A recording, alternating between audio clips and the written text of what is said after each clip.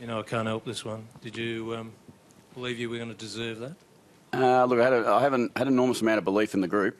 You know, I knew that they would come and give their best. That's what I did know. And as I said, all week they'd had a really strong week at training. They weren't worried about the fact that it was an elimination final. That wasn't in their minds, I don't reckon. It was more about an opportunity. And as it's been the case all year, we've been able to step up and take some of those opportunities. And tonight was another fantastic performance. They came at you, though, Ken. You must be thrilled the fact you steadied and then running away, basically, with the last few goals. Yeah, that's maturity. That's what we need. I mean, we haven't been able to do that all the time, and we still probably can't do it all the time. But to be honest, we're not quite at that stage, I don't think. But you know, we learn every game. You know, and that's what every loss we've had, we've thought we've taken something out of it. We've learnt something from it, and you know, hopefully that showed up tonight when there was a big stage. Ken, last week you said that you couldn't handle Carlton once they got the momentum going. Did you work specifically on those sort of strategies to counter run-ons and things, and then put them into practice tonight? Yeah, we did. Yeah, we did a little bit of work through the week on some stuff that we were just... I mean, we were ready for that most of the time, but what we did was reinforce the behaviour that we want and what it looks like, so the boys knew exactly what to do if they were in a similar position. Because, again, that's our lesson last week. We needed to slow it up. We were still scoring, but we couldn't stop 8 goals against us, so we had to do something, and I suppose we just reinforced it. Ken, just a word on your young guns, Ollie Wines and Chad Wingard, first final to play so well in a big game. Must have been tremendous. That's special. That's what they're like. You know, the young boys in the team, they really did play some good, strong footy. Ollie's had a great year in his first year. Chad's just had an unbelievable second year. It's just, you know, it's a bit frightening, to be honest. So really pleased for them. And as you said, first final at the MCG, what a great place to start. And then they stood up and played well. We know good players play well in finals. Can you picture yourself personally, Kenny? I mean, you turned up here round 1, not sure if you could beat Melbourne, and here you are winning a final, you know, against Collingwood at the G. I've learnt to trust the group. You know, there's no doubt about that. I've learnt to trust them. At round 1, I was still a little bit uncertain. We'd had a pre-season. We'd had a pretty strong, you know, pre-season competition, but I still was a little uncertain. But I've actually become very comfortable with them, and I know that they give their all. And I think that's why you turn up tonight. As I said during the week, I was less worried about this game than I was about that round 1 game. So I knew they'd come and play. That's what I was pretty keen on. Ken, what did it mean to have a lead on the scoreboard through the first half, particularly when you've got a young side? We're wondering if they were going to be overawed or nervous. Yeah, that was the important part, the start of the game, was to make sure we're in the contest. Look, from a coaching point of view, as a coaching group, we thought the longer we're in the game, the more likely we were going to become. And, you know, that was our test, was were we going to be able to stand up in the final? Everyone said we couldn't compete in. And then, you know, the longer we held on, the longer we played the way we wanted to play, the more likely it was that the unlikely win was going to become more likely. Ken, you got smashed inside 50s, 48-43, and you only coughed up 9 goals. Does that say a lot about your back half or your team defence all over the ground? It says a lot about our team defence, but it said a lot about our back half tonight. And I thought our back 6 tonight were incredible, and I've said that to them in the rooms just before, that I do belt them a bit, that group, but I expect them to be the strength that holds us together as a team. And you know, tonight they were sensational. Bobby Carlisle was first class. Was it a back 6 or a back 8?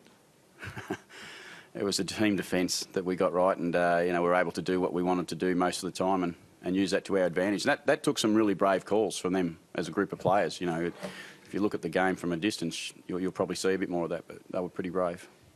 Is it going to be a challenge to keep the lid on it? I mean, you've got Geelong now. How do you do that? That does it. That does it. Geelong off the back of you know, unfortunately for us, I think we've played Geelong. This is going to be the second time we've played them off a loss. I think maybe. I think last time we played them, they might have come off a loss. So you know, we know how proud they are as a club. But look, we're going to come here and we're going to come here expecting to play well. And can your veteran Dom Cassisi's job on Scotty Pendlebury?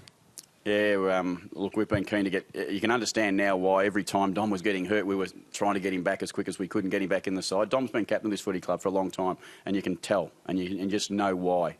He's such a great leader, and, you know, he's done an enormous job tonight for us, and that was really pleasing for him. You wanted to expose Collingwood for a run. How good was it? That run that you wanted, how good was it tonight? Yeah, look, I thought our run was strong. You know, we've played strong running football most of the year, and we know it. But look, it's still very hard to do. It's really taxing on a group of players to have to, you know, I keep asking them each week to keep running and keep trusting themselves, and you know, they keep delivering. But it is, you know, it's taxing. But they'll recover well. Burjo will look after him really well and his team, and they'll be up and about again.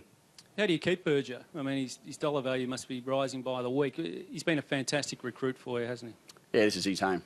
This is his home. That's a simple one. That's how we keep Burjo. him and his wife, I'm sure, are very much Port Adelaide people, and they'll want to be a part of Port Adelaide. That's why they chose to come to our club. There's no doubt about that. We read all the comments, but they chose Port Adelaide, and they had plenty of other options. Port Adelaide's home to him. You pinching yourself? No, not really. Look, I'm excited for the group. I'm just really pleased for them, and I know how much work they've had to put in. And as I said early in the week, this club was on its knees. And and that group of young people that we've got, all 45 of them, they do everything they can to improve the club, and they've done it really well. Ken, did you ever imagine this time last year when you were hired as coach that here you would be sitting there, just beating Collingwood in an elimination final onto the second week of the finals? It's a fairy tale story, isn't it?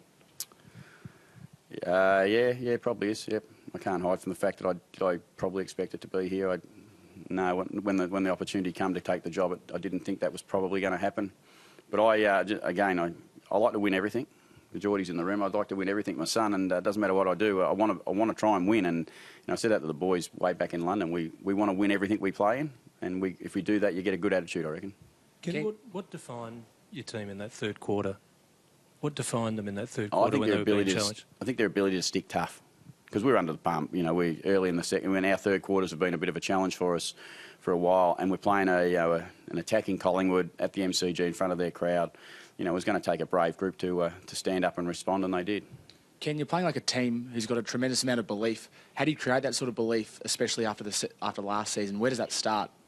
I think it starts with the group, and they know if you do the work, you end up okay, I reckon, and that's what they've done. They've done a lot of hard work in their pre-season, so that's why they've got some belief, and that takes time to build, but we've built that right through the season, and look, last week, bar in the last quarter, we probably were looking at doing a 13-9 season, which was a pretty good number, and tonight we get another win in the first final, some enormous stuff that we're going to get a lot of belief out of. Yeah, and Tommy Logan's come from a long way back to play a game like he did tonight. Can you talk us through that? Some blokes just want to compete. When you've got blokes who just want to compete, I think Tommy's been on a one-year contract for about 6 years, and he's a survivor. He wants to be here and he wants to be a part of this club and he wants to play. And, again, tonight, he was incredible. Were you surprised the Pies went in with Grundy alone when Lynch came out? Oh, well, I suppose we thought there was some doubt on Lynch. Yeah, I suppose I was a little surprised. I was unsure who they were going to use as the extra ruck when that happened. I mean, it probably suited us because we went one short or two. We left Homsch out, which we were a little nervous. We spent a lot of time thinking about because of their tools, and when he went out, that probably made our selection feel a little safer. But, we won, so it looks okay for us. Thanks for your time, everyone. For those travellers, can you touch base?